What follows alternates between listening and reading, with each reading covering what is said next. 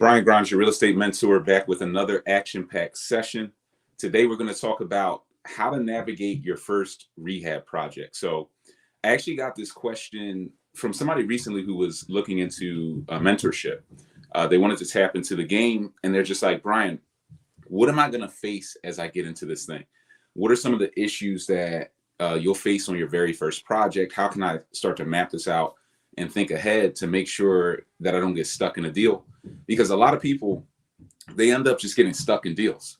They get into the game. You'll see things like failed rehabs as well, where somebody's doing a deal and they end up just failing. Like you might see the deal on Redfin or the MLS, and you'll look at the pictures and you're like, hey, this looks great. Why did they stop? Well, they stopped for some of the reasons that we're going to talk about today. They failed on this rehab in a major way. And I don't want this to happen to you guys. If you're new to the channel, like, comment, subscribe, leave a comment that says I subscribe. For everyone who leaves that comment, I'll send you instant access to one of my free real estate trainings. It'll show you how to acquire properties for pennies on the dollar all across the country. You don't want to miss out on that offer. If you're interested in some of the programs that we offer, of course, we have the one-on-one mentorship program where we work with you one-on-one, teach you the entire game, tap you into resources and different knowledge and systems. And I'll hold your hand through your first couple of deals. Just click the links in the description. You can tap into those and book a call with me and my team. We have the Boots on the Ground program as well, where a lot of people ask me about that. What is that? I keep hearing you talk about it. We'll find deals for you. So we'll literally scan the market. We have our deal analysts in-house scanning the market, looking at deals for you, putting together numbers, which is something we're going to talk about today, how to run your numbers on your deals. And we'll connect you with the lenders, get you the financing, up to 100% financing to do these deals. You put those deals under contract, we'll build through them. So we're going to build them. We're going to help you with tenant placement, property management, like the whole thing. So it's a full service model. So if you have some capital or you're a little too busy to do it yourself, or you just want me to kind of do the first deal with you or for you, and you kind of learn through that process as we get a deal done. I mean, there's only one way out of the Boots on the Ground program, and it's with a deal. So make sure you click the links in the description and tap in to learn more about that. That can be very powerful for you. And, you have any questions, comments, drop them in the chat section. We're doing the next ride along. If you guys seen any of that content on the real estate ride along, we're doing the next ride along March 23rd. So I'm trying to get a bunch more people out because the demand, as people are, seeing more and more of what we're doing, just spending the day with me, boots on the ground in Philly. A lot of people want to tap in from, really all across the country. Some people are flying in from out of the country to do that. So if you want to do that real estate tour with me, March 23rd, definitely reach out ASAP because those tickets they'll sell out fast. So guys, if you have any questions, comments, drop them in the chat section, drop them in the comment section, and I'll answer your questions as you go. If you're tapping in on Insta Live, you can drop your questions in as well. And we're just going to keep flowing through this thing. First, we'll start off with some mindset. So this is the mindset you need to have to get through your first rehab, because a lot of stuff is going on mentally. It's really, in my opinion, more mental than physical or skill set based. Like sports, they say is 90% mental at the higher levels. This is 100% mental because there's, nothing you have to do other than lift a smartphone. So your mindset needs to have this understanding. The only way out is further in to the deal. The only way out of the 9 to 5 is further into real estate. So the only way out of a lot of situations is kind of like going through the cave. You have to go through the fire, through your fear, to expand your comfort zone. And that will get you out of your current situation. But it's going to look very daunting at first. Your first rehab is horrifying. At the end of the day, it's horrifying. Most of us are not starting off the right way. We don't have enough knowledge. We don't have any mentorship, and we're just running in trying to learn from the school of hard knocks. And the school of hard knocks is unforgiving. So you're going to get overcharged. I was actually another part of why this came up. I was talking to a guy maybe over the weekend. He was looking into mentorship. He told me, Brian, I've been following your channel, your platform for 6 months, and I'm locked in, and I'm in the middle of a deal. He's in Philly. He's in the middle of a deal. And we're talking about kind of what's going on. And he's just getting ripped through this deal. Like, as he's breaking down the numbers to me, He's like, look, I just talked to this what was it, a attorney, and it was a zoning attorney on this property. They charged him $8,000.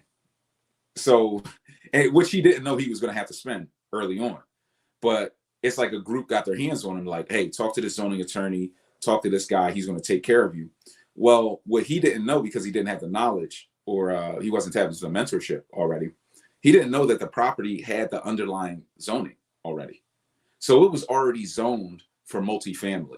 He could have just gone and got a permit for a single to duplex conversion right over the counter in a day. And he hires the zoning attorney. The zoning attorney runs up an $8,000 tab. So I'm talking to him. I'm like, bro, instead of, this is part of like a penny wise, pound foolish mentality. You've been following for so long. Instead of tapping into the mentorship program, you wanted to do something that you thought would save you money, which is the School of Hard Knocks. People only do the School of Hard Knocks because they think it's cheaper. They think they're going to save money. So you ran out and you got overcharged $8,000 already just on a zoning attorney who really hasn't helped you to do anything, because you could have done it by right. But what you don't know in this game, it will hurt you. But even after that happens, you still have to go further into the deal, because you're always going to be faced with these two options, which is, how do I get out of this thing? Do I just quit midway through the project, try to sell it off and just get my money back and tuck my tail? Or do I power through this deal and navigate it and figure it out? Because if you are bold enough to get through it and figure it out, on the other side of that is knowledge and a skill set that'll allow you to make a lot more money long term. You can recover on those early losses. But it's just a reason why you want to be more educated, and why you want to definitely watch this all the way through to the end. Because some of the things that we're going to talk about, if you miss some of these lessons, you're going to get fried. Like you're going to get burned for 10. Like this guy got burned for $8,000 just in one, just on the attorney. That doesn't mean he's not going to get burned by the contractors. That doesn't mean he's not going to get burned in any other areas of the deal. So you have to really stay tapped in on this game. Let's get into the kind of navigation piece and what you guys need to think about. If you have any questions, once again, just drop them in the chat section, drop them in the comment section, and we'll stop and answer questions as we go through this. The first thing that you need to master in terms of discipline to get your first rehab done, get your first project done, is you need to crunch the numbers. You need to learn how to do your market research. Market research is focused on where you're going to buy and why. Why am I buying in this city? Is the city up and coming? Are the rents improving? Is there a net migration? Like it's a sister city. So for Philly, like people are moving from New York into Philly because Philly gets more expensive. People get priced out. They move into New York. I mean, New York gets priced out. They move into Philly. So you have a overall metric where there's a net influx of people coming into your area that are used to spending big money. They're used to spending big money in New York. So when they come into Philly, they're going to still be used to spending that money. So rents are going to keep going up. Property values are going to keep going up because this sister city is cheaper than the other city. The same thing will stand for a place like Baltimore and DC. DC gets more expensive. People tap into the Baltimore market. So if you're buying in Baltimore and you're looking at the metrics of the city and saying, hey, there's low property taxes, there's a lot of good going here, you can kind of do your market research and land on that as a location where you want to invest. Same thing goes for places like Cleveland, Cincinnati, Columbus. People might look into just cheaper markets where you can cash flow. So you want to make sure you're doing your market research. If you don't know how, then you need to look into how, because this is the first step. If you fail on market research or deal analysis is the other half of that, which is how to analyze a construction project. So how to take a deal and break the numbers down and say, okay, the deal is worth X in this current condition. The after repair value is way up here. It's going to be $300,000, and it's going to cost me $75,000 to build this deal. If you can't get to a level of confidence on your deal analysis when you're just putting your numbers together, you're probably going to blow your budget in the middle of this deal and fail. So a lot of winning and navigating your first rehab project is doing heavy research upfront.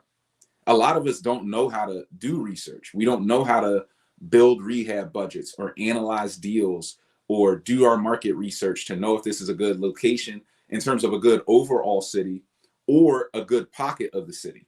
Every hood has good blocks and good pockets. Every good neighborhood has bad blocks and bad sections that you shouldn't invest in. So knowing how to do these things is going to help you. And then the last wrinkle of this is there are lots of small costs when you're investing in these deals. There are lending fees. There are permit fees. These are fees that really don't go directly into the project. They're just being burned. So you're burning money on lending fees, mortgage interest, origination fees. You're burning money on zoning attorneys, permits, architects, engineers. You're spending money in a lot of different areas. And as a new investor, a lot of us don't factor that money in. So we just wake up and we're like, hey, this deal looks good. They're selling it for 100K. I can put 50 grand into it. It's going to be worth 200,000. So I'm going to build 50 grand of equity. And that's as far as we think. The reality is there's probably another 25,000 to 30,000 of hidden costs within that deal. They're hidden to you, not me, because I've done enough deals. I've done over 300 deals. So I've done enough to see. I mean, you don't need to do 300 to see. You could do one deal and see the value, which is the power of one deal. It's why one deal can actually transform your entire life, just going through this process one time. Because in one deal, you're going to see enough to be able to scale to the next level. But those little costs add up to big costs. So if you don't factor them in your deal analysis, you end up running out of money midway through the project and you just flatline. So you have to be heavy on your research when you start. You have to factor in all those small costs because they will add up to big costs. And then you just need to work backwards through your deal. Know how to pull your comps. Know how to just do basic level analysis on your deals. And the last thing I'll say about this is you have to do the analysis. I mean, if you're in our mentorship program, we have deal analysts on staff, and we will, if you sent like, hey, Brian, what do you think of 123 Main Street? I'm going to send that to my deal analyst. We're going to analyze the project for you, show you the rehab budget, show you all the hidden costs and everything that you need to see, show you the cash flow, or if you're going to flip it, what the profit targets are and the margins are, so that you know if this is a good deal or not. We're going to do that market research and deal analysis for you. But if you're just doing this on your own, what you don't necessarily want to do is go out and try to find like some software. There's going to be a lot of people that are like, hey, we got the software and you just punch in the numbers here and it's just going to give you all the value. It ain't. Like I'm telling you now, it ain't going to give you all the value. I just did a one-on-one call with one of our VIP mentees, a group of sisters earlier today. And they were kind of asking, well, why are your numbers, you're factoring in all these things like we're not seeing in other calculators. Where are you coming up with this stuff? And I'm like, reality. Like I got hit with these. This is how the underwriters at some of the biggest lenders in the country, this is how they analyze deals. So as they were analyzing my deals, I started to learn what they're looking at. Why did you factor this in? Why did you do that? Why did you add in capital expenditures of $150 per property per year? Why did you haircut me on free rent factors or another 5% vacancy haircut annually, even though the average Section 8 tenant stays for 5 to 8 years? And they start breaking down their mentality to me. And then I took that information, put it into my own spreadsheet. So I've taken reality and built my own process out. And I know that it's pressure tested, so I can trust it. That's the level that you need to get to in this game. And you can get there faster with mentorship. If you want to go through the school of hard knocks, you can. You're just going to get slapped around like this guy I was telling you guys about, who just got smacked for $8 grand from an attorney that he didn't even need. And that stuff happens, it happens all the time. It's sad, but it is what it is. Guys, any questions, comments, drop them in the chat section. If you're getting value, share this live with somebody who you want to get value as well. So just share the content with somebody who you want to see get into the game and build some cash flow. It only takes one deal to build cash flow. I'm working on a training right now. It's probably going to take me a month to put this together because I'm putting a lot into it. But it's going to show you how even with one deal, you can make upwards of 4 to 10,000 a month in cash flow. So I'm going to break down that into a very dedicated training, like a 30-minute training. So I'm going to condense it, which is what's taken so long. But I'll be releasing that to you guys. But if you want somebody to get value, share the content, like, comment, subscribe, and drop your questions in the chat section. We'll keep flowing through. Second, as we're navigating our first rehab project, we want to form a plan of attack. So what do I mean by plan of attack? You want to think about some of these high level things. One is design. How are you building the property and why? So for instance, I'm talking to this one guy. He says, Brian, I want to do this deal and I want to build the project and I'm trying to save, as much money as possible. I want to have a very low budget, but I got to have a rooftop deck. I got to have the rooftop deck. And I'm like, but what's your goal? I'm asking him questions like, but what is your goal, bro? Like, what are you really thinking about right now? And he's like, well, I want cash flow. I mean, I'm in this for the cash flow. I'm like, so how's the rooftop deck in this area of the city where it's not really a flip property? How's that helping you to hit your cash flow goal? It's not adding more beds to the property. It's not adding more cash flow.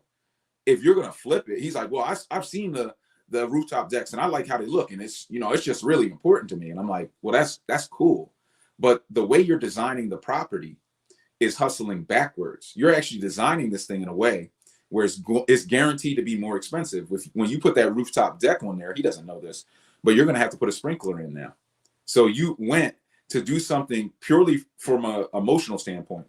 Now you got to add a $30,000-$40,000 sprinkler system into the property. He thinks the sprinkler is going to be $15,000. I know it's going to be $30,000.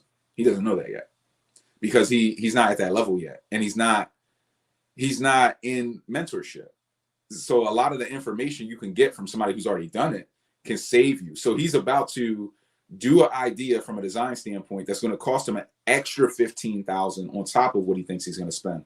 And this happens all the time. People are out doing this stuff and they don't tell you this, but you just get the horror story of I got to a deal and I failed and you should never, try this. This is why people fail. So design is important. That was a good, one example of why. Permits. If you design the property in a way where you're not doing anything crazy would be I don't want to say crazy, anything extreme. Extreme would be like the rooftop deck or things that people can see from the outside of the property. So if you're going to add a level, you're going to blow the roof off and go from 2 stories to 3 stories, everybody and their mom's going to see that. Every inspector driving by this property is going to see that work. So therefore, you have to pull permits. You have to pull permits. And once you pull permits, you're going to add more time to the project. You're going to add more expenses to the project, especially depending on what you're doing. And it may be unnecessary. Because some people are going to do deals like if you're just going to buy a property, hey, I'm going to go in, put down new flooring, paint, trim, maybe refresh the kitchen, cabinets, tile the bathroom, and get out. A lot of people aren't going to pull permits for that. Some cities require it. Some cities don't. Some cities are like, if you swap out your heater, if your heater blows out and you swap it out, we want permits. Some cities are like that. But the reality is a lot of people aren't pulling permits for that. And you have to decide as you're planning out your deal, are you going to pull permits or not, and why? Are you trying to move faster than the competition? Are you comfortable moving slower? Are you doing the deal all cash so you therefore don't care how long it takes? Are you doing this with financing and every month that goes by, those costs are adding up? So you have to think about the projects. Now, some projects, if you're going from single family and rezoning it to multifamily, you have to pull permits. You don't have a choice. So this is a very important piece of your project and your success rate. If you're not pulling permits, you can run a lot faster. You can get away with a lot more, and you can win a lot more, in my opinion. And I have a whole philosophy of that. I won't go too deep into that. Next is zoning, understanding the underlying zoning of the project, what can be built, because some people are buying properties that they want to be multifamily, but the underlying zoning is for single family. So if that underlying zoning is single family and you want to build multi, you have to get a variance. So the variance requires you to sit in front of the zoning board for 6 to 8 months, going back and forth, getting approvals, posting signs on your property, talking to neighbors, making sure they don't try to block your deal, a lot of drama. Versus if the underlying zoning already had multifamily by right, meaning you could do it just by the nature of the land and the zoning of the land, now you can execute. And you can learn about some of this stuff by just, Googling the zoning in your area. And then lastly are your timelines. So you want to know how long things take. How long is it going to take to renovate this property versus that property? This is why I will tell people to start smaller than they can think.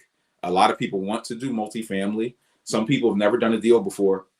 And I talk to them, I'm like, hey, so what do you want to do? And they're like, oh, I want to go, and do a 10 to 20 unit building because I know that's better. I'm going to drop a video probably in a couple of days that's going to show you why bigger is not always better. And most of the time, it ain't better at all. Somebody in the IG live said, wow, I never thought about these things. We're only on point number 2. I have like 4 more points. We're just getting warmed up. But definitely, if anybody has any questions, drop them in. I see Roland has a question, so I'm going to get to that.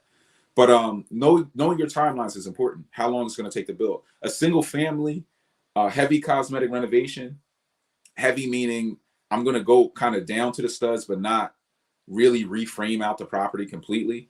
That's going to take like 12 weeks, easy. And that's with a good crew. With a bad crew, that could take you 5 months. But with a good crew, 12 weeks. Right? If you're going to do a full gut renovation on a multi-family property and you're going to go from single to multi and it's 3 stories, 3,000 square feet, that's going to take you like 20 weeks or more. It's going to take a lot longer. There's a lot more work, and then permits are definitely being pulled there. So you need to understand how all of these things are interconnected. If you come into the deal with the wrong design, you're going to spend too much money. The deal is going to blow up. Or you're going to have the wrong design, you're going to spend too much money, and you're going to have to pull permits, and you might have the wrong zoning. So you need a zoning attorney. And now your cost, your timelines just went so out of whack, the deal just implodes, and it ends up back on the market. You're selling it at a loss. This happens all the time.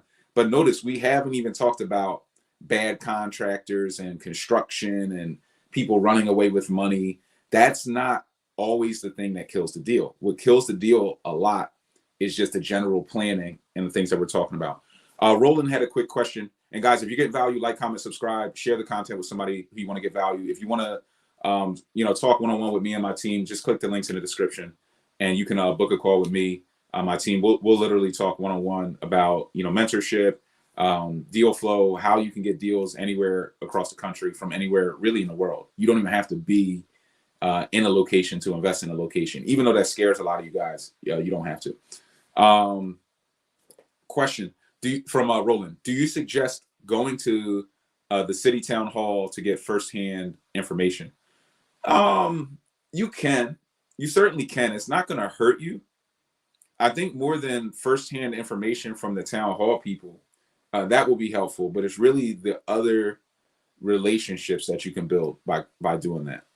I mean, a lot of this stuff it's online now, so it would be kind of like a webinar. But building those relationships with people are important. One place that I got a lot of information from was when I was going to the live auctions and seeing who was bidding, where they were bidding, and when they were taking breaks, I would just go make relationships with people. Go talk to them. Hey, why did you invest here? Why'd you buy into that zip code? Isn't that a war zone zip code? And they're like, no, this is happening. The city's planning this. So you'll start to learn a lot of information by talking to other investors, other developers. Sometimes the people at the city hall meetings are going to be unsophisticated. You'll find the most sophisticated people at the auctions. A lot of people think, Brian, should I just buy properties from the auction? Isn't that where I get the cheap houses? Not necessarily. I mean, they are cheaper to a degree some of the time, but you're going to find the most sophisticated investors there because you need a lot of knowledge, a lot of market knowledge, a lot of deal analytics.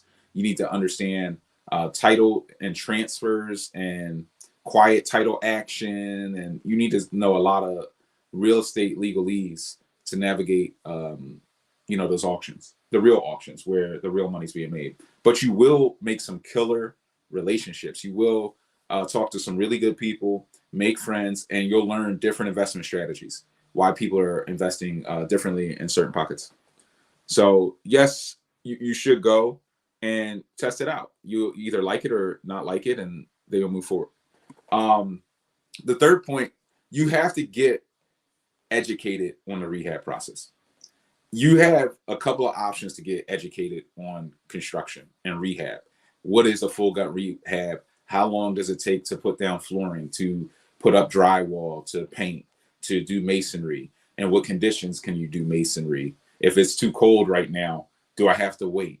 You have to map out a lot of these things. You have to have that education. And there's only so many ways to get it. One is YouTube University, just kind of digging through YouTube, trying to figure it out, watching a bunch of videos, taking notes. That can help you. And I would recommend at least doing that. If you're going to take on a rehab project and you don't quite know what you're doing, at least try to educate yourself with free content on YouTube. My channel is great. There's some other people with good channels where you can learn from. And then subscribe to those channels, because as they're dropping new information, you'll stay updated. So that can be good. Second is kind of like Google University. Like I said, Googling the zoning code, Googling different articles and just reading through blogs, go on Bigger Pockets, try to figure it out and reverse engineer a deal from what you're learning there. And then there's just direct mentorship. Direct mentorship is probably the best way, because although it's not free, you're going to get tapped directly into relationships. So it's more than just knowledge. It becomes knowledge and relationships. So now your mentor is handing you, hey, here's an architect, here's an engineer, here's a lender, here's a permit expediter, here's this, here's that. And those relationships can accelerate you. They can hand you contractors. Now you don't have to worry about going out and finding contractors. And then while you get handed those relationships, you're being educated on the process.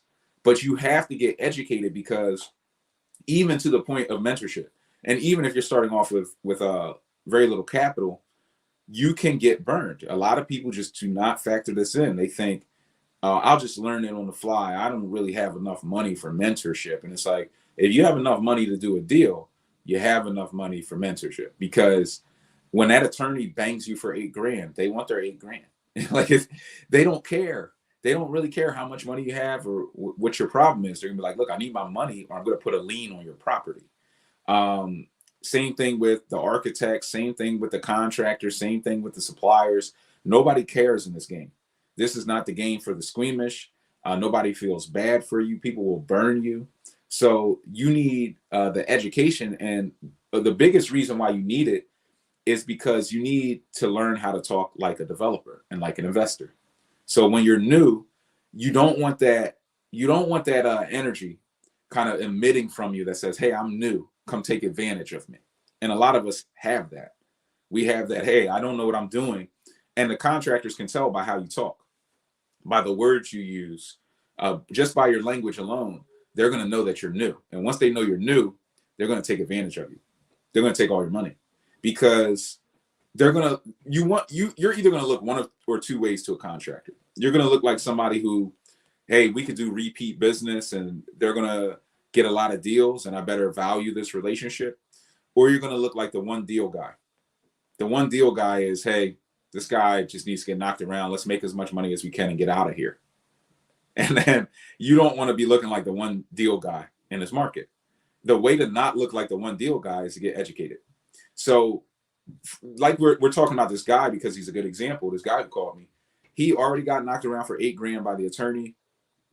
I'm telling him on the call, like, you're going to get knocked around probably for about 50 to 60,000 on this deal, from what I'm hearing and how things are going. You're getting yourself lined up to lose about $50,000 to $60,000. But penny wise, pound foolish. He can't fully see that yet. So he's looking and saying, well, I know I could get burned. I could get burned. I'm saying it's a definite. He thinks he could get burned for 50 to 60,000. I know he's going to get burned, because I've been burned before. I've been burned for 40, 50,000 before. So I know what it is. And I see how it's going. And I'm just like, all right, bro, well, you gotta learn. You're gonna learn one way or another. And here's the thing about real estate. You're gonna pay one way or another. You're gonna pay for your education. If you want to pay cheaply for your education, you'll get a mentor. If you want to pay the expensive education, go to the School of Hard Knocks and let these guys crush you and get in a failed rehab and get knocked off balance for 2 years and have to sit back, lick your wounds, try to save up your money, and see what you're made of. And if you even have the moxie to come back after 2 years of licking your wounds and watching other people do deals from the sideline and say, you know what, I think I still am meant for this. And those people will get mentorship after they get smacked around. But you have to learn how to talk like a developer. Very, very important. Very, very important. We got a couple of questions that came through. Let me hop on a couple of questions. Guys, once again, you're getting value, like, comment, subscribe. Click the links in the description to tap into some of our free trainings, book a call with me and my team. All that stuff's in the description. And we have that ride along March 23rd. If anybody wants to tap into my next real estate ride along, those tickets will probably sell out soon. So definitely reach out. What do we have on this question? What about tenanting timing? How do you appropriately estimate tenanting timing, including Section 8 tenants? It's an important question. And that's kind of like an end game question. After you get through your rehab, you're going to want a tenant. So the tenant timing, it is different depending on the strategy. So let's start with market rate tenants, and then we'll talk about Section 8, which will essentially cover the spectrum of government tenants to a degree. Market tenants, you really don't have to prep. Once you're done building, you take your pictures. Sometimes you can take your pictures even before you're done building. You'll just hire these companies, and they will do what's called virtual staging and virtual rehabbing. A lot of people have never heard of that. It's where you could take like a shell or a property. Let's say you just got it to the phase of drywall. I might bring in a cameraman to take pictures of a drywall property. So they'll get the dynamics of, the dimensions of the property. And then they're going to go back and have a team of editors, and they're going to paint the walls. They're going to put down flooring. They're going to build the kitchen, put the countertops, all digitally. And I can take that digital rendering of what I'm about to finish building and put up my rental ads. And I can now start marketing and grabbing leads, knowing that I'm about 3 weeks out from finishing the project. Somebody from Vegas tapped in. Vegas is a good market. You definitely need to stay tapped into Vegas. It's a good market. So you don't have to really prep for that level of tenanting. Now, when you're dealing with government tenants, you need your rental licenses first. You need a lot of licensing first, because everything when you're renting to the government is about being technical, having your paperwork together. You can't even entertain showing tenants the property with some of these government agencies or Section 8 systems. You can't even get on their inspection list until you have your rental license, your lead certification, and all your paperwork together. So that process, it really is, you have to build first, then you have to obtain your paperwork, then you can get kind of licensed with Section 8 in terms of getting your property inspected, getting it in a position where it's pre-approved to start showing the different tenants. So there's a longer turn time when you're doing Section 8. On the flip side with Section 8, there can be more profitability and guaranteed profitability. Guaranteed is kind of a dirty word in finance. So I'm always, whenever I say guaranteed, I get a bit of a funny feeling. But getting some guaranteed government money, some money coming in from the government, where let's say if the Section 8 tenant is a little bit broker, there's going to be, the government stepping in to pay 100% of the rent, 90% of the rent. The tenant's paying $100 a month. The government's paying $1,100 a month. So Section 8 can be a really good way to go. But that's what you're factoring in. So that definitely comes into your game planning and your timelining. So if you're going to go Section 8 versus market tenants, then you need to map that out. You need to understand that it's going to take longer. Doesn't have to take tremendously longer, but it's going to take longer. You're dealing with a different process. But Section 8 tenants stay 5 to 8 years longer, and they usually pay a premium for Section 8, and the rent is guaranteed. And if somebody gets an eviction, they get kicked out of Section 8. I have a video on a YouTube channel, Is Section 8 Great?, where I break down the pros and cons. I would recommend giving that a one over. Here goes a question from John. Excellent point regarding zoning boards and excessive delays. Inexperienced builders will be surprised at how political these boards are. Absolutely, because they have to manage feedback from various constituents. Definitely, there's a lot there. with these different zoning boards, and there can be extensive delays. You need to do that back, track that back to your market research, which is why are you investing here? Is this a developer friendly city? Should I be investing here? How's the zoning board? This is more research as well on zoning. I want to have buy right zoning. I want to know that my land is zoned for multifamily, or I'm not buying it because I don't want to deal with the zoning board. So there's definitely a lot to think about there, and you can get set back in. You could even, we're dealing with this now on some deals where they changed the license and inspection people because they had some corruption. So they fired everybody, brought in a bunch of new guys, and some of these guys are zoning nerds. So they want to sit there and they're picking apart the architects. So they're bouncing back zoning plans 2-3 times when before they would have just flown through. And things change constantly. So you have to be adaptive. And that's something that we're going to talk about next, which is lending and liquidity. We got one question in the IG live. Can you have Section 8 and marketing on a property? Yeah, you can have both marketing. You can have Section 8 and regular kind of market tenants being marketed at the same time. I believe in just marketing for everything, and then you can kind of pick and choose who you want. Where do you go to get the proper Section 8 licenses? It's not that Section 8 has proper licenses. It's that this municipality will have certain requirements that you need to rent your property. Now, if you're renting a market tenant, you should always have your paperwork, right? But you don't have to wait. You could just say, hey, you got $2,500 first, last, and security. And they're like, yep. Okay, give me the money, you're in. And then you can hustle your paperwork. When you're dealing with a government agency like Section 8, they want to see the paperwork is together up front because they're dealing with government tenants. Government tenants get a lot of free money and free services. One of those free services is free attorneys, landlord-tenant attorneys. And you just need to have your game a little bit tighter, because if you don't, those landlord tenant attorneys, they prey upon you. They eat off of you. So they wait for people who are uneducated about what licensing they need to do things the wrong way. And then they're calling some of these Section 8 tenants, or they'll have their office invite them out for donuts and say, look, if any of this stuff if you haven't seen your rental license, or you don't think they sent it to you, then you just call me. And they try to build a case. They'll call you, start threatening you. I know Miss Jones paid the rent for the last 3 months, but you didn't have your paperwork together. So technically she didn't owe you that money. You owe it back to us. So if you don't pay me, we're going to file a suit. Like, these guys are incredible. So you just need to know the game. You just need to know the game. Another question is, hiring an experienced zoning attorney worth it? It can be if you're going through something that requires a variance. You're hiring the zoning attorney not for the knowledge necessarily. You are when you're newer because you don't know everything.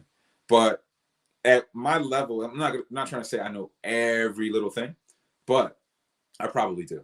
And I know as much as most of these zoning attorneys know. So I won't need them for that. I'm actually hiring them for the relationships.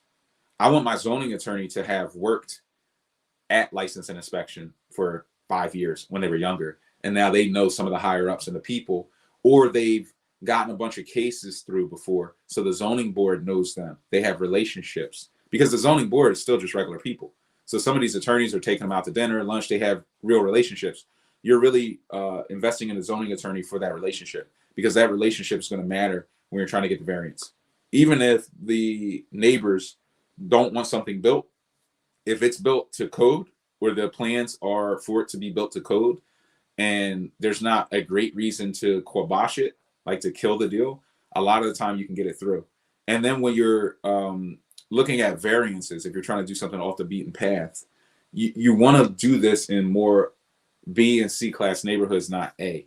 In the A neighborhoods, too many people have relationships with the zoning board. So unless you have really strong relationships, they're going to try to block your deal, and they may be successful. In the C class or the B class, nobody cares. They're just like, whatever. People barely answer the door. They don't call. They don't go to City Hall. They don't do anything. So you will get very little pushback, and therefore be able to get your stuff done. Last question was, what is paperwork? Paperwork is your rental license, your rental suitability license, your lead inspections and certifications, all of the documentation that you need to be compliant as a landlord. So in order to be able to legally collect rent, you need to have your paperwork, your rental licenses, your lead inspections and certifications, your property registration. There's just things. It's just like a car. If you got behind the wheel of a car, you're like, I got my driver's license, I'm good, right? Do you have your, when a cop pulls you over, they say license and insurance and registration. They want to see your paperwork. It's the same thing as a landlord. There's some paperwork that goes along with it.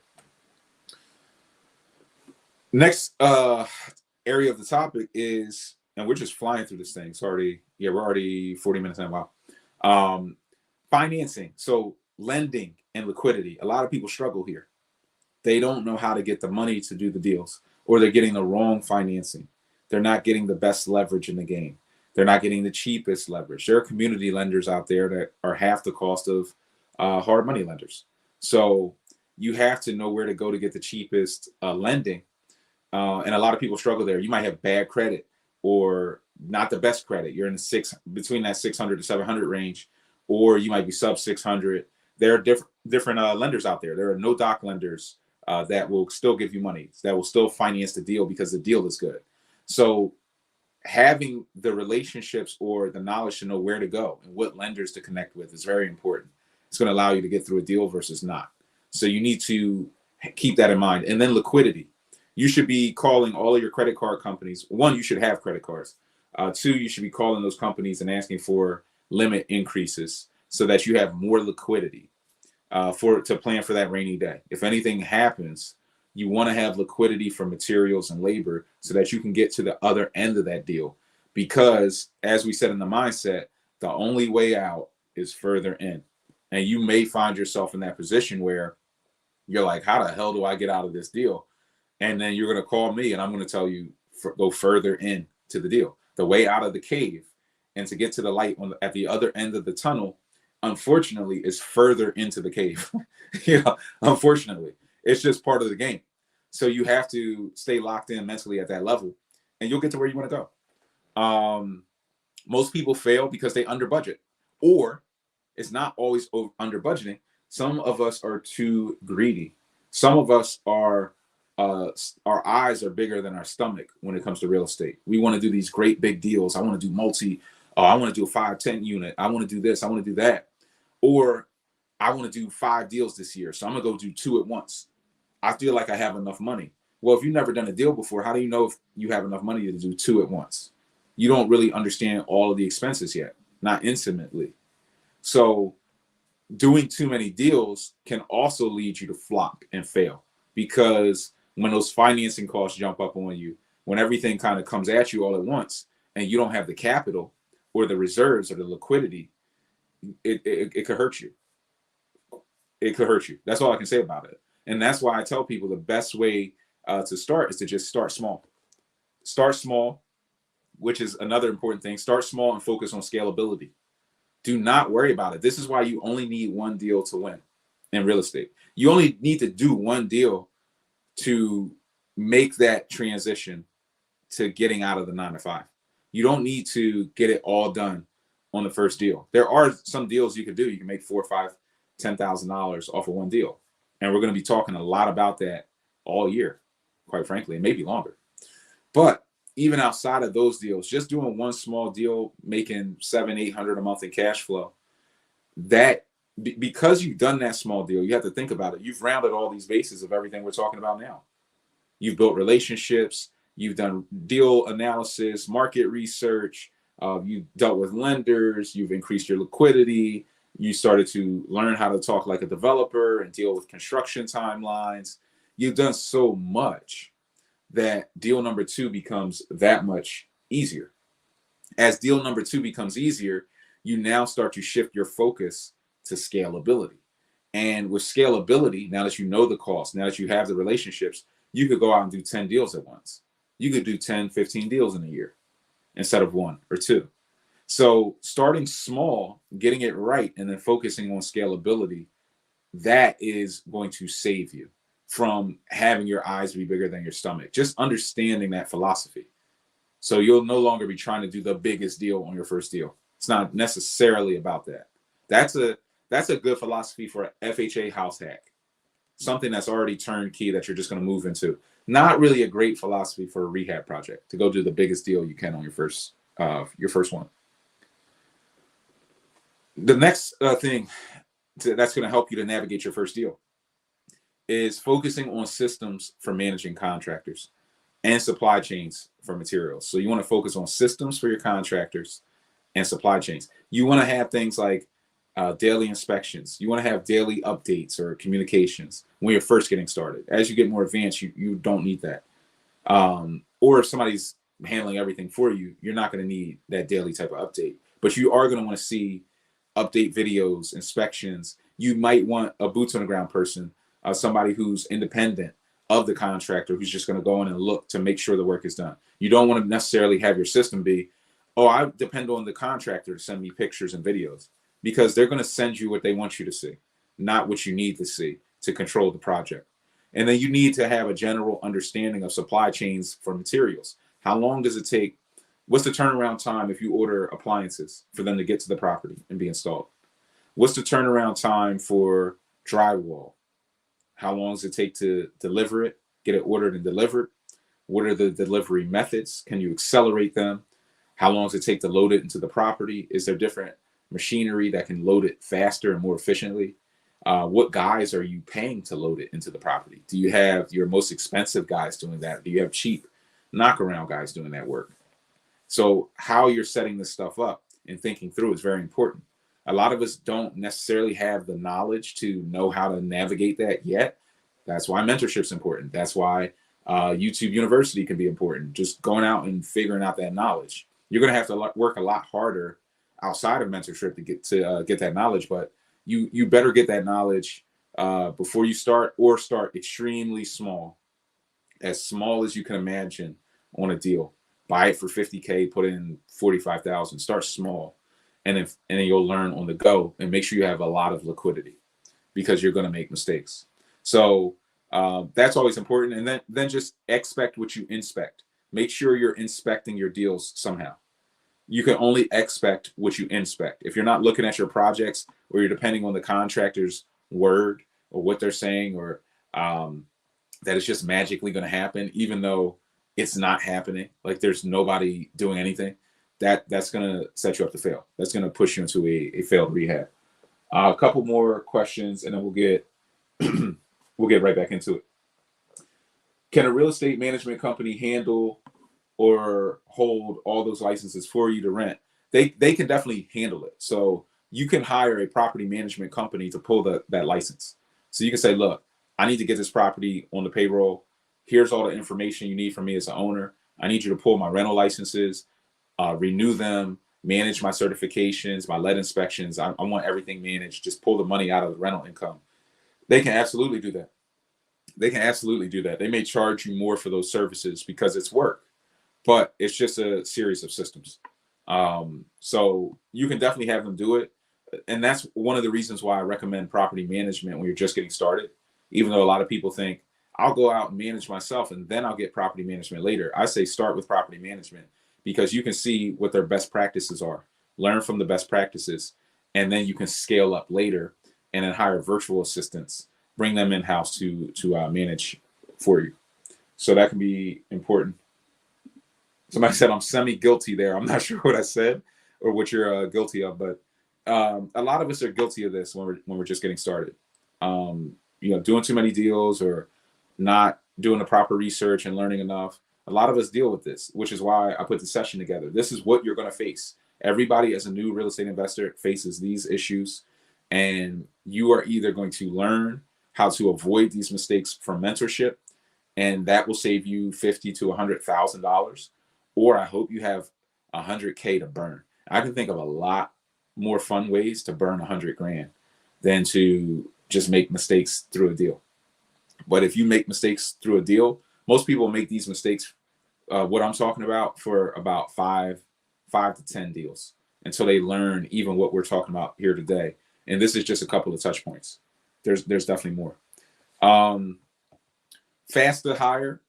Fast to fire fast and hire slow. Fire fast, hire slow.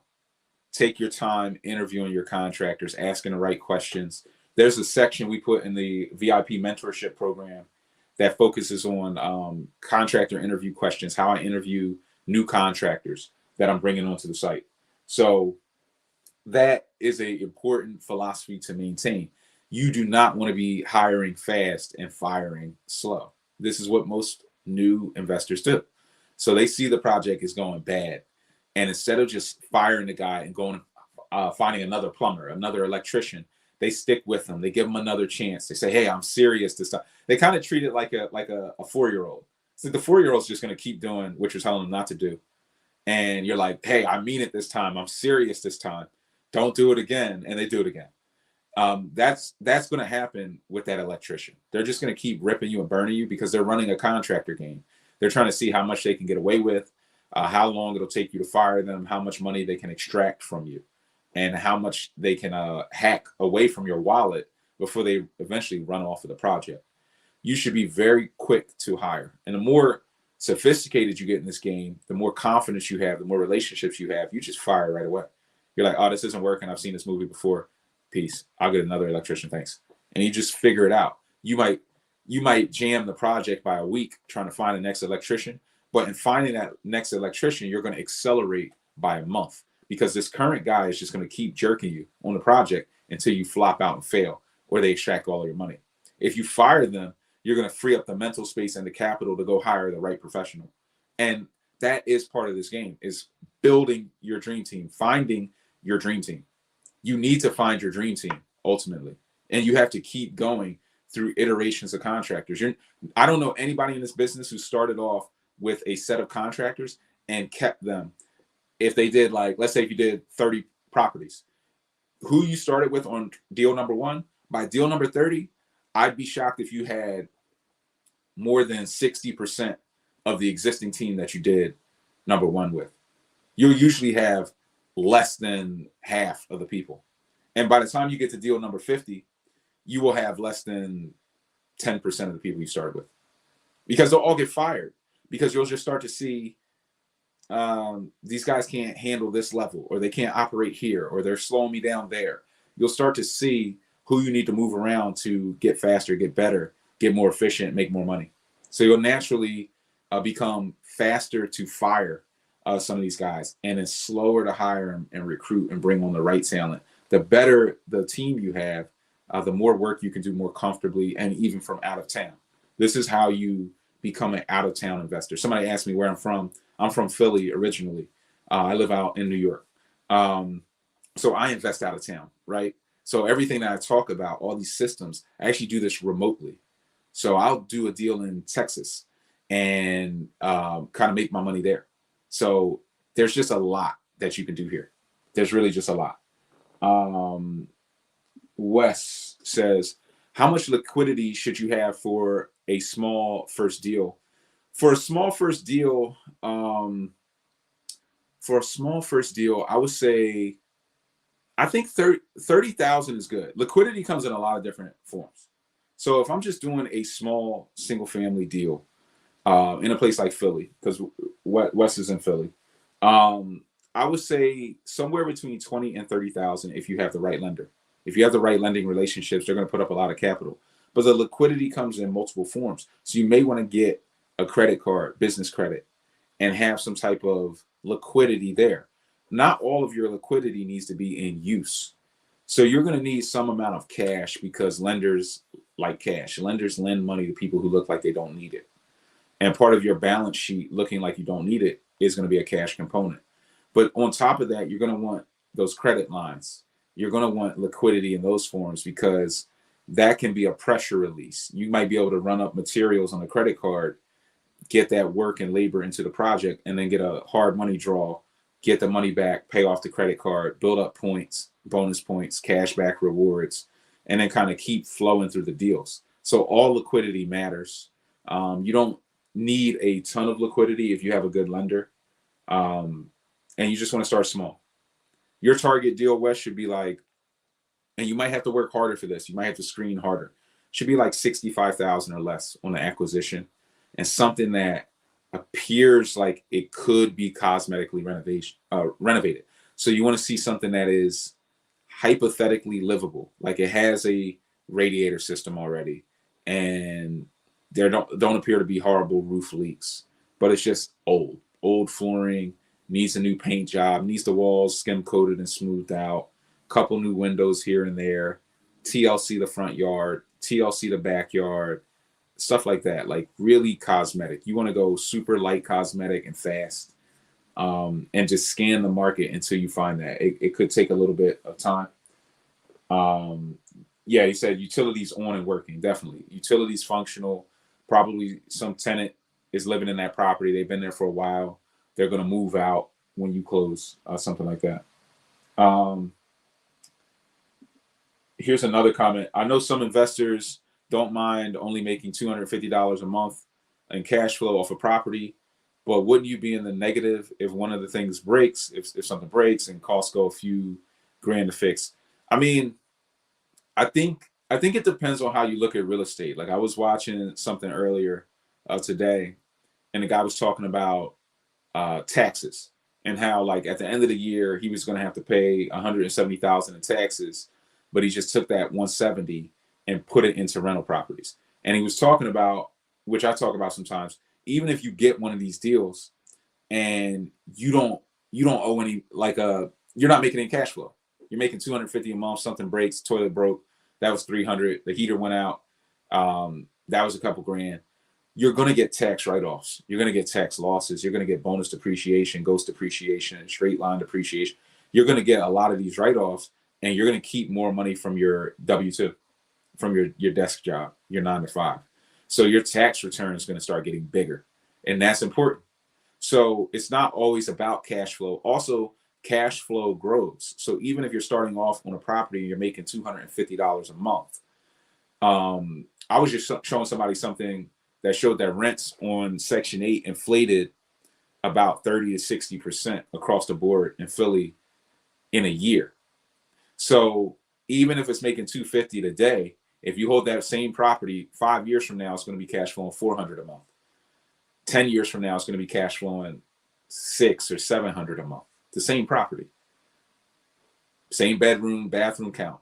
So you need to look long term, because a rental property is almost like a plant.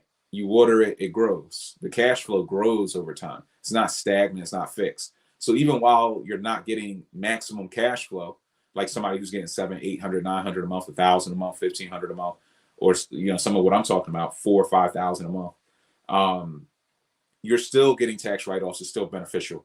It still makes a lot of sense. And there are people who are investing like that, who are like, I just need more tax write-offs. I'm not trying to pay Uncle Sam. And you should think like that, because you could just give that money to the government, or you could give it to yourself. Buy a house, get the tax write-offs, do the cost segregation studies, accelerate your depreciation, and win. And then go buy more properties the next year and the next year and the next year. And that's, I would say, a better philosophy to have. More questions, more comments. Guys, if you have any questions, comments, drop in the chat section, drop them in the comment section. We'll keep answering them. We're almost an hour in. How much contingency funding for unexpected expenses should you build into your budget? I would build in, well, it depends. Like, so let's say you're buying a turnkey rental property. You're doing like that FHA house hack. I like to keep about $6,000 cash per property for something that I'm buying turnkey. The reason why is because you don't always have the best understanding of how long some of those materials have been in that property for. So because you didn't gut renovate it and you didn't build it, there's going to be a certain lifespan on some of those tickets, like the heater, the hot water heater, the HVAC system. Maybe there's going to be a roof leak here or there in a couple of years. So you're going to have things like, in the dead of the winter, the heater blew out in your duplex, one of the heaters. So that's going to run you $3,000. Or the roof went bad. They want $2,500. So you want to keep about $5,000-6,000 cash on hand, which is good for a lot of us. If you're just getting started, you have $25,000. that means you need to find a way to deploy 20,000. And if you still have the 5,000 cash at the end of the deal, you're actually going to be pretty comfortable. Most problems on a turnkey property you could solve with $5,000 or less. Really $3,000 or less you could solve most problems. And that's on like a multifamily. You can solve it. You're not going to solve a structural issue. You're not going to solve the water line collapsing or the sewer line collapsing or something extreme. That's going to cost like 12, 15,000. But those don't happen most of the time.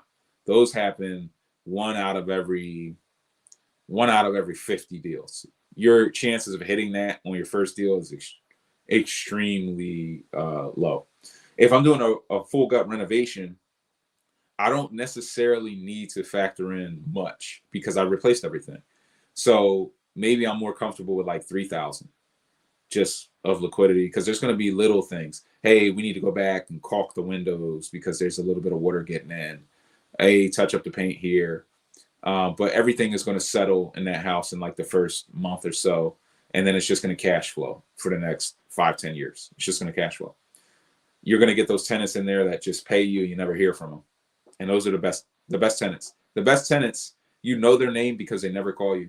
You're like, wait, what's that guy's name? Okay, yeah, I like that guy. Well, why do you like him? Because I never talk to him. The tenants you talk to the most are the ones that you don't like because they're always complaining about something. And you will just get people who just complain as well. And they can run up a budget as well, because as they're complaining about things, the tenants that tend to complain about things the most are the same tenants that break things the most, unfortunately. So they'll be on your property breaking everything. And then they'll be complaining to you about the same things that they're breaking constantly over and over again. Somebody said, can we get a replay of this teaching? Yeah, it's on the YouTube live channel. It's on the YouTube live. We're doing the Instagram live, so it'll be on both platforms. You can, watch it again. Subscribe to the channel and stay tapped in. We have on the YouTube platform, I checked, we have about 60 of these lives, and all these lives are like an hour and a half. So we've got about 60 of these, a bunch of short form videos, a bunch of YouTube shorts. It's just, there's so much game. I think that we crossed like 500 videos on the YouTube channel, almost at 15,000 subs on YouTube. We're trying to push that up to 25,000 subs, which it'll get there. So yeah, guys, I hope this session helped. I really hope you guys get some value out of this. I mean, I know you will if you watch it all the way through and really take notes, because there's a lot of game in this. But definitely stay locked in on a real estate journey. I mean, you don't want to be locked into this 9 to 5 forever. We've talked about why this is a good time to buy. It's just a really good time to buy real estate and invest in this game. There's never really a bad time to own properties at the end of the day. Being a property owner is good. And the reason why is because America, whether you guys understand it or not, and I'll pull more articles to show you the data, but we're becoming a renter's nation. The statistics are showing, two things that the statistics are showing. One is, and I didn't even really know this until I started doing the research, I think it was the 1940s. It was like the kind of Depression era. In the Depression era, you say if you're already in the VIP, yeah, you just tap into the YouTube channel and you'll see the replay. They're all there in the live section. In the Depression era, there was a time where less than 50% of Americans own real estate. Like less than 50%. I think it was less than 40% owned real estate. So 60% of Americans rented. Then as they came out with the 30-year fixed mortgages and all those different products, it started to shift it. So there was a philosophy behind creating that. So it started to shift into the majority of people owning, and there being, a renting class of people or age groups where, hey, people in their early 20s are renting and then they're buying by 30. Well, statistically, the age of ownership, because of the cost of real estate, is being pushed out further. So people aren't buying until they're like in their 40s or 50s even. Very few people are buying in their 30s today. And then people are renting for much longer. So it's projected that by 2040, America will technically be a renter's nation. And it may return faster to the point where I would say less than 40% of people or thereabout own and 60% rent. And as the costs keep going higher, you're going to find yourself in a bad position or your family in a bad position. Like a lot of people don't know, and I'm going to talk about this in more trainings, but a lot of people don't know what their purpose is. A lot of us are just working. We're out, we're working a 9 to 5, we're hustling, we're trying to make money. You go hang out on the weekends, but a lot of people don't have a purpose. They don't really know why they're kind of here or what they're doing or what the, what the mission is. And here's the mission. If you don't get your hands on some assets and pass it down to the next generations, they're going to be permanent renters. So your bloodline, like your kids' kids and their kids, are just going to be renters permanently. They're not going to be able to afford the real estate. They're not going to be able to close the gap. So if you don't get into the game now, while rates are low, prices haven't gone astronomical yet, they're about to go back up even more. If you don't get in the game and grab some of the real estate, it's over for your whole bloodline, bro. Like it's done. And if you're not thinking at that level, you're crazy. But all you have to do is follow the money. Look at the billionaires. They're paying for news articles to be dropped saying now's a bad time to be in real estate. And then they're buying billions of dollars of residential real estate, single and multifamily residential, 4 units or less. They're buying billions of dollars of that real estate right now. They're prepping and they're grabbing all the cribs. So as we're sitting there thinking about some of these things, like the question of, well, should I really get it if it only cash flows $250? Go ask your grandkids in 40 years if you should have bought that property cash flowing $250. They'll tell you, if you would have bought it, we would be getting $3,000 a month right now in cash flow off of that house, and it'd be worth $1 million. They'll strangle you for blowing that opportunity. And unfortunately, a lot of us are going to drop that ball. We're going to fumble the bag, thinking about smaller issues, not wanting to invest in our education because we want to go on a vacation, not really thinking about the full spectrum of what's going on right now. How billionaires are buying up all the real estate, how we're becoming a renter's nation. And I don't think this time there's a plan to bring it back. See, out of the Great Depression, the Depression people, they brought it back because they experienced the Great Depression. They experienced what it was like to not own and be under a depression. And right now you're being lined up. You're being teed up for potentially a depression, a hyperinflation scenario where asset prices go super high. We've seen rates go up really fast, faster than they've ever gone up in history. And now they're coming back down, which means there's a window to buy in, yes. But I do believe we're going to become a renter's nation. All signs point to it. The Black and brown communities will become renters like permanent renters first, because of the lack of financial education and the lack of ownership within those communities that already exist. So they're even more doomed. And if you just sit back and watch it and are constantly just thinking about some of this nonsense, then you're just going to get left behind. I ain't getting left behind. A lot of the people who are rocking, with the mentorship and, what we're doing, what we're talking about, we're not getting left behind. But I'm telling you, this is as serious as a heart attack. You're going to get left behind, and your kids' kids are going to struggle for it. And that just is what it is. Let me see what this question is. I saw some guru online saying there's no way to not pay for any damages if tenants break stuff through some type of insurance, but there's a way to not pay for stuff. There's renter's insurance, and there is property, like homeowners insurance, there's property insurance. But be careful. It's just like the word guaranteed. There's a way to not pay for any damages. No, not really. I mean, you're still the owner. I mean, you can do things like a triple net lease, but understand that contracts are only as good as they are enforceable. So you could have a contract that says, well, you have to pay for everything and I don't have to pay. But then what if they just don't pay, regardless of the contract? There is no insurance company that's going to step in and pay for your property. That insurance companies aren't dumb. In fact, They hire the smartest mathematicians on the planet, guys who become actuaries and study for like 10 years and just advanced mathematics and running statistical models that show you the likelihood of different incidents happening in certain zip codes and neighborhoods. These guys, these actuaries will show you, they'll tell you kind of within a range, hey, based on your cholesterol level, you're going to die by 82. Like they'll tell you your exit date out of here mathematically. They are going to run the numbers, and they're only going to do what's profitable. So they're going to charge a premium knowing the likelihood of things breaking, and then they'll pay. But they're not going to step in at an extreme level.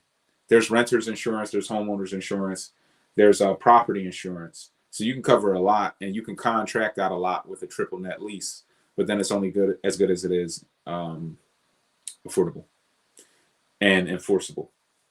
So guys, hope that helps. If you got value, share the content, like, comment, subscribe. Click the links in the description to tap into the free trainings. Stay tapped in and just get into this game. If you don't get into this game, you will get left behind. That is a guarantee I'm comfortable making and feel no way about. You will get left behind in this game because I'm seeing prices going up, rents are going up, and if you don't own, you're just going to get priced out. You're just going to get priced out permanently. And it'll be your fault. It'll be your fault that your kids and your grandkids and everybody suffers because you're the one with the opportunity, not them. And they'll tell you as much when they have the time. They'll tell you, if I was then and there, I would have done X, Y, Z. What were you thinking? And if you unfortunately had to watch this and then still like, well, yeah, I watched the guy, he said that, and I still didn't do it. That's on you too. So I hope this helped, guys. Brian Ross, your real estate mentor. I'll see you guys on the next one.